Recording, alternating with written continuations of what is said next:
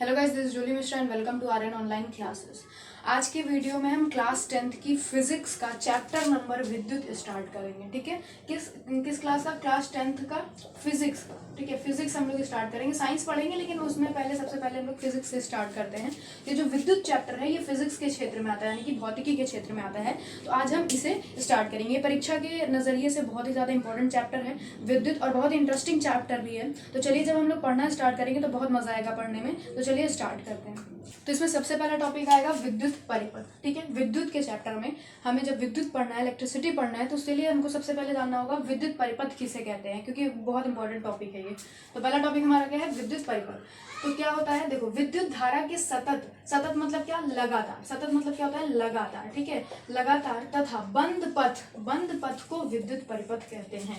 विद्युत धारा के सतत तथा बंद पथ को विद्युत परिपथ कहते हैं। मतलब क्या हुआ कि सतत हो, जो निरंतर हो, कहीं से टूटा ना हो। मतलब ऐसा नहीं, ऐसा परिपथ नहीं जो कहीं से टूट गया हो। जैसे कोई परिपथ है तो वो लगातार परिपथ हो, जैसे यहाँ से जा रहा है, यहाँ से धारा जा रही है, यहाँ से जा रही है, यहाँ से, कहीं पे भी वो टूटा नहीं होना चाहिए। ठीक है, और बंद होना चाहिए, खुला नहीं होना चाहिए। ऐसे नहीं होना चाहिए कि यहाँ पे ऐसे धारा जा रही है और यहाँ पे जाके ऐसे खुली हुई है। ये जो बीच में गैप है ना, इस वजह से ये विद्युत परिपथ नहीं होगा, क्योंकि वो बंद होना चाहिए। और दूसरी चीज, लगातार होना चाहिए, कहीं से टूटा नहीं होना चाहिए। ठीक है, तो इसकी परिभाषा क्या हो जाएगी कि विद्युत धारा के सतत तथा बंद पथ को विद्युत परिपथ कहते हैं। एक एग्जांपल ले लेते हैं। एग्जांपल के तौर पे टॉर्च सबने देखी होगी, है ना। टॉर्च का उपयोग हम अपने दैनिक जीवन में हमेशा करते हैं ना। जब लाइट वाइट चली जाती है तो टॉर्च का उपयोग करते हैं। इसमें सिस्टम क्या होता है कि टॉर्च में एक बटन लगी होती है। ठीक है, उस बटन को जब हम ऑन करते हैं तो टॉर्च जल जाती है, और जब ऑफ कर देते हैं तो टॉर्च बंद हो जाती है। ऑन ऑफ का मतलब क्या हो गया? जब हम टॉर्च के बटन को ऑन करते हैं, तो मतलब क्या होता है कि वो जो उसका परिपथ है ना, उस टॉर्च में जो परिपथ फिक्स किया गया है वो परिपथ पूर्ण हो गया है। मतलब वो परिपथ पूर्ण हो गया है जब हम ऑन करते हैं, यानी कि बटन को, स्विच को दबाते हैं, तो वो जो स्विच होती है वो बल्ब को, जो टॉर्च का बल्ब होता है और जो टॉर्च की सेल होती है, उन दोनों को जोड़ देता है। और जब जोड़ देता है, मतलब उसमें जो रास्ता बनाया गया उसको जोड़ देता है, और जब जोड़ देता है तो वहां से विद्युत धारा का प्रवाह होने लगता है, जिससे हमारी टॉर्च जल जाती है। ठीक, और जैसे ही हम उसमें ऑफ करते हैं, हम जैसे ही उसको ऑफ कर देते हैं, क्या कर देते हैं? ऑफ कर देते हैं, तो वो जो पथ था ना वो टूट जाता है, और जब टूट जाता है तो विद्युत धारा का प्रवाह रुक जाता है, जिस वजह से हमारी टॉर्च बुझ जाती है। तो यही कारण है कि टॉर्च जलने और बुझने का। ठीक है, तो विद्युत परिपथ समझ में आ गया होगा। अब हम नेक्स्ट टॉपिक पे बढ़ते हैं। तो अब हमारा अगला टॉपिक है विद्युत आवेश, जिसको इंग्लिश में इलेक्ट्रिक चार्ज कहते हैं। ठीक है, तो इस टॉपिक के अंतर्गत हम दो चीजें कवर करेंगे, मतलब दो टॉपिक्स हमारे पास आएंगे। एक विद्युत आवेश आएगा, एक विद्युत बल आएगा। ठीक है, चलो अब सबसे पहले कुछ हम लोग बेसिक चीजें जान लेते हैं। बेसिक चीजें, मान लो पदार्थ तो जानते हो ना, पदार्थ किसे कहते हैं? जो पदार्थ होता है वो किससे मिलकर बना होता है? परमाणुओं से मिलकर बना होता है। किससे मिलकर बना होता है? परमाणुओं से मिलकर के कौन बनता है? पदार्थ बनता है। और ये जो परमाणु होते हैं ये 3 मूल कणों के द्वारा मिलकर बने होते हैं। कौन कौन से 3 मूल कण हैं? इलेक्ट्रॉन, प्रोटॉन, ठीक है, और न्यूट्रॉन।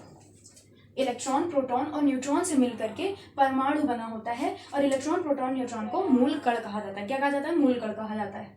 और परमाणुओं से मिलकर के पदार्थ बनता है। क्या बनता है? परमाणुओं से मिलकर के पदार्थ बनता है। तो अब ये चीज ध्यान दो कि परमाणु जो है वो इलेक्ट्रॉन, प्रोटॉन और न्यूट्रॉन से मिलकर बना होता है। अब एक चीज ध्यान दो, मान लो ये हमारा पदार्थ है। ठीक है, पदार्थ, ये जो प्रोटॉन और न्यूट्रॉन होते हैं, ये परमाणु के केंद्र में एक छोटे से स्थान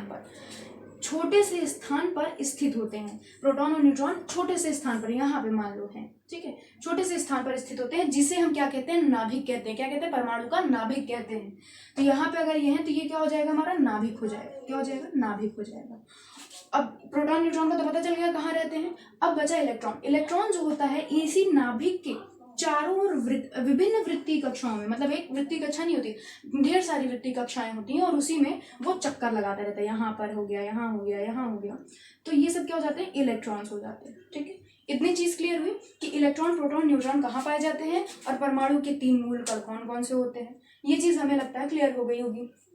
अब देखो, ये जो प्रोटॉन होते हैं, हाँ, अब हम बात कर लेते हैं विद्युत आवेश की। किसकी बात कर लेते हैं? विद्युत आवेश की। ठीक है, तो अब हम अपने परिभाषा में वापस आते हैं विद्युत आवेश की। तो यहाँ पे ध्यान देना, 2 प्रोटॉन, 2 इलेक्ट्रॉन, या प्रोटॉन और इलेक्ट्रॉन दो प्रोटॉनों दो इलेक्ट्रॉनों अथवा प्रोटॉन और इलेक्ट्रॉन यानी कि एक प्रोटॉन एक इलेक्ट्रॉन के बीच एक बल लगता है, एक बल लगता है, और यह बल जिस गुण के कारण लगता है उसे विद्युत आवेश कहा जाता है, उसे विद्युत आवेश कहा जाता है। और इस बल को विद्युत बल कहा जाता है। क्या कहा जाता है? विद्युत बल कहा जाता है। यानी कि एक प्रोटॉन, ठीक है, एक इलेक्ट्रॉन तो दूसरा भी इलेक्ट्रॉन, और एक प्रोटॉन तो दूसरा इलेक्ट्रॉन, ठीक है। मतलब तीन कंडीशंस होती हैं। कौन कौन सी? पहली कंडीशन, प्रोटॉन प्रोटॉन के बीच में जो बल लगता है वो भी विद्युत बल होता है, और उसका जिस गुण के कारण होता है वो विद्युत आवेश होता है।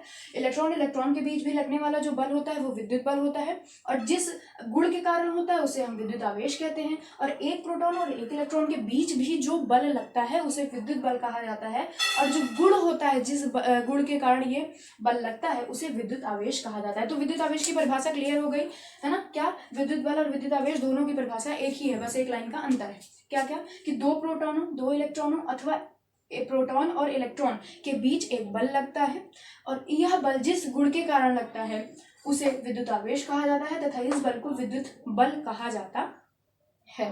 ठीक, तो अब विद्युत आवेश विद्युत बल आपका कंफर्म हो गया होगा। अब एक चीज यहाँ पे देख लो, जो हमारा विद्युत आवेश होता है, ठीक है, इसको हम क्यू से रिप्रेजेंट करते हैं। किससे?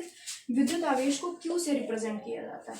चलो यहाँ पे लिख देते हैं। और ये जो विद्युत आवेश होता है ये दो प्रकार का होता है। कितने प्रकार का? दो प्रकार का। एक पॉजिटिव होता है और एक नेगेटिव होता है। एक पॉजिटिव होता है और एक नेगेटिव होता है। पॉजिटिव मतलब क्या? कि एक धनात्मक होता है, ठीक है, और एक ऋणात्मक होता है। क्या होता है? एक ऋणात्मक होता है। एक धनात्मक और एक ऋणात्मक होता है। क्या? विद्युत आवेश। ठीक है, ठीक है। तो हमने पढ़ लिया कि विद्युत आवेश की परिभाषा, विद्युत बल की परिभाषा, ठीक है। अब आपसे कोई विद्युत आवेश विद्युत बल की परिभाषा पूछेगा तो आप बता पाओगे। आप एक कॉपी पेन लेकर बैठो और जितनी भी परिभाषाएं हम बता रहे हैं उसे नोट करते जाओ, ठीक है।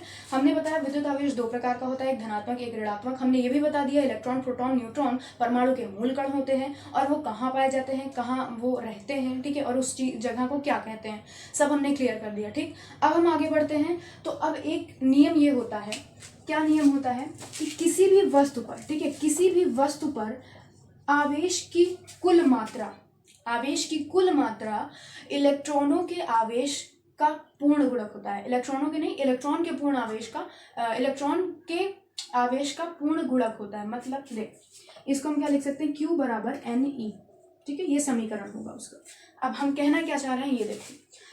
क्यू माने होता है आवेश, हमने बताया ही रखा है कि आवेश को क्यू से रिप्रेजेंट किया जाता है, ठीक है।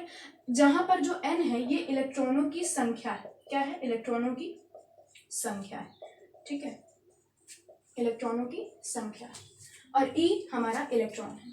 हम कह रहे हैं कि किसी भी वस्तु पर कुल आवेश क्यू इलेक्ट्रॉन के आवेश ई का पूर्ण गुणक होता है। पूर्ण गुणक मतलब क्या? कि जैसे ये n जो है, ये जो इलेक्ट्रॉनों की संख्या है, ये n बराबर 1 2 3 इस तरीके का होना चाहिए। n बराबर 1/2 नहीं हो सकता। पूर्ण गुणक का मतलब क्या हुआ कि n बराबर 1/2 0.5 इस टाइप की चीजें नहीं हो सकती। वो एक पूर्ण संख्या होनी चाहिए।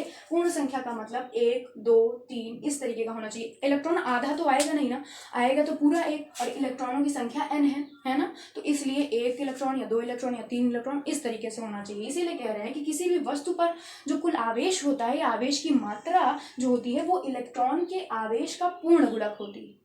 पूर्ण गुणक होती है कि कितने इलेक्ट्रॉन उसमें हैं, उसी से उस इलेक्ट्रॉन के जितना आवेश पाया जाता है उससे गुणा कर दो, तो आपको उस वस्तु पर कुल आवेश पता चल जाएगा, ठीक है। इस तरीके का एक न्यूमेरिकल हम कराएंगे तो क्लियर हो जाएगा। बस अभी इसको नॉलेज के लिए जान लो और कॉपी पे नोट भी कर लो, ठीक है। अब बढ़ते हैं हम आगे, ठीक है। तो आपको हमने बताया ही है, वैसे आप जानते भी होंगे कि इलेक्ट्रॉन पर ऋणावेश होता है और प्रोटॉन पर धनावेश होता है। इलेक्ट्रॉन पर ऋणावेश होता है और प्रोटॉन पर धनावेश होता है, ठीक। अब विद्युत आवेश की मात्रक की चर्चा कर लेते हैं। किसकी? मात्रक की, यूनिट की। तो हम SI यूनिट देखते हैं, ठीक है। SI यूनिट, SI एक पद्धति है, ठीक है, जिसके अनुसार हम लोग डिसाइड करते हैं मात्रकों, ठीक है। तो SI पद्धति के अनुसार जो विद्युत आवेश का मात्रक होता है वो होता है क्या? कूलाम। क्या होता है? कूलाम। इसको लिख करके याद कर लीजिएगा, बहुत ही इंपॉर्टेंट, बहुत ही बार पेपर में पूछा भी गया, जिसे C से हम रिप्रेजेंट करते हैं, ठीक है। तो विद्युत आवेश का SI मात्रक क्या है? कूलाम है, जिसे C से रिप्रेजेंट किया जाता है।